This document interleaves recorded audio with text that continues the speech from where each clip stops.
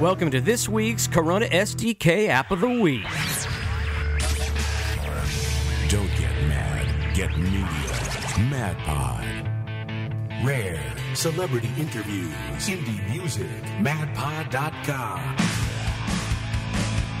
Your global audio internet connection. Coming up on madpod.com.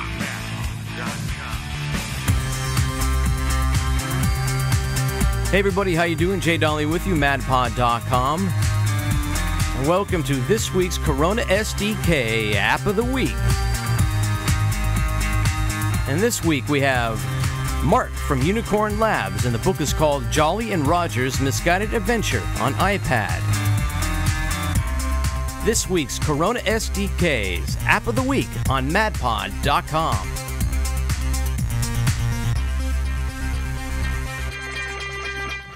Don't get mad, get media. MadPod. madpod.com. All right, welcome to Corona SDK App of the Week from Ansca Mobile, and on the line we have Mark Segal, correct, from UnicornLabs? Mark Segal, yeah. I'm a Chief Product Officer of UnicornLabs. And Mark, how long did it take you to make your App of the Week, which was the Jolly and Roger's Misguided Adventures? Yeah, so the project was about 120 days of development.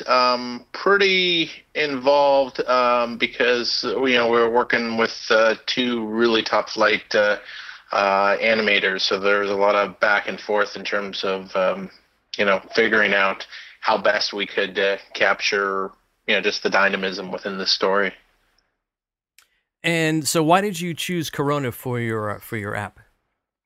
Well, so when we started developing for the iOS platform back in January, February of last year, we were looking at ways that we could, A, accelerate our time to market, B, get leverage from one project to the next, and then C, make it easier and more intuitive when working with creatives, so that they wouldn't need to understand the kind of the nuances of sort of the inner workings of our code. And so we started actually building apps both in Corona and Cocos 2D.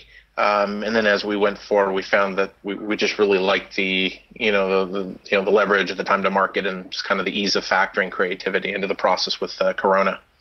So we noticed that you have a couple winning apps for the apps of the week so far. So do you have any tips and tricks for other developers out there and how to develop your app with Corona, or how to actually become the app of the week? What's your secrets?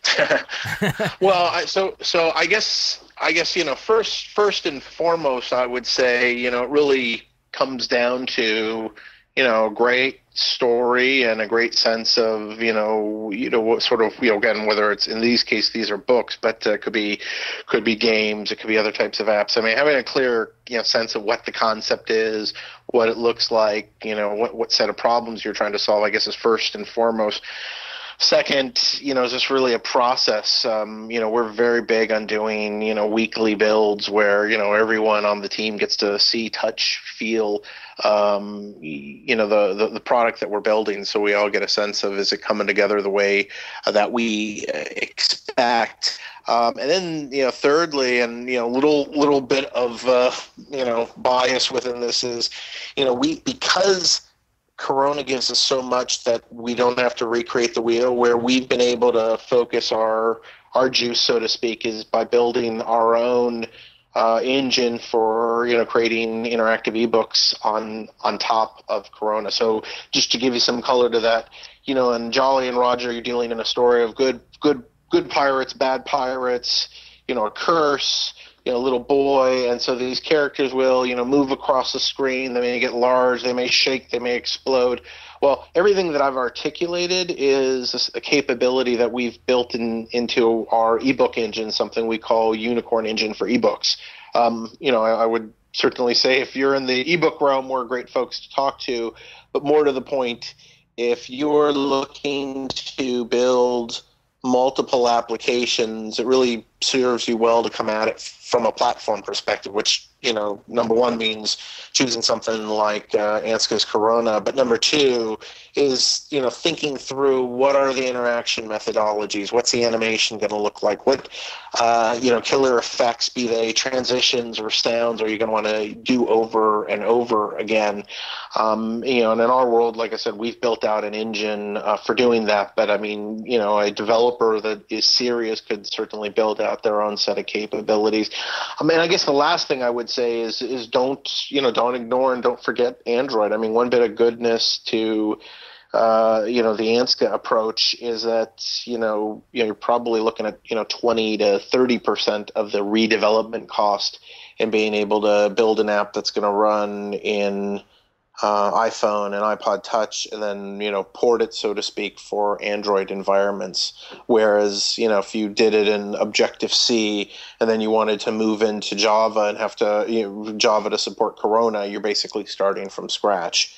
So I mean that is absolutely a key thing there. And then lastly, get it into the hands of people early and often. I mean, there's just no substitute for See, Touch, Feel.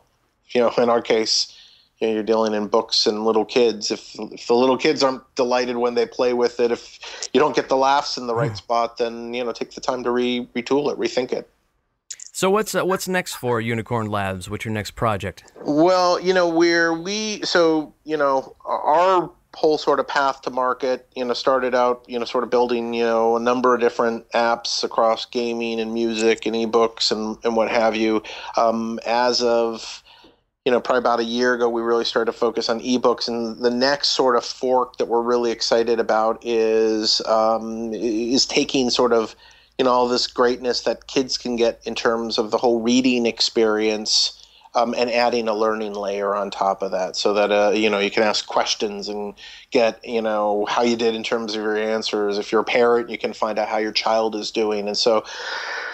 We have a whole product strategy focused on, really trying to, improve the way children learn through this, medium that, is, second nature to any kid that's growing up right now. So that's really where our focus is. And in fact, we'll be announcing something with one of the top 6 book publishers shortly.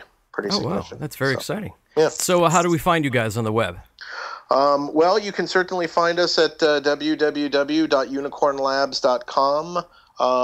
In terms of some of the best practices, I maintain a blog for O'Reilly that for a number of years at radar.o'reilly, ROEILLY.com/MSIGAL.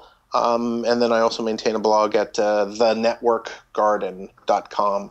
And a lot of perspectives there in terms of lessons learned building apps. I mean, we've been very fortunate. We've had 6 top 25 apps over the past 2 years. Wow, congratulations. Thank you. Thank you very much, Mark, from UnicornLabs. This week's Corona SDK App of the Week. Gadgets, gaming, mobile devices, tech news.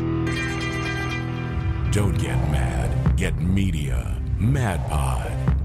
MadPod.com.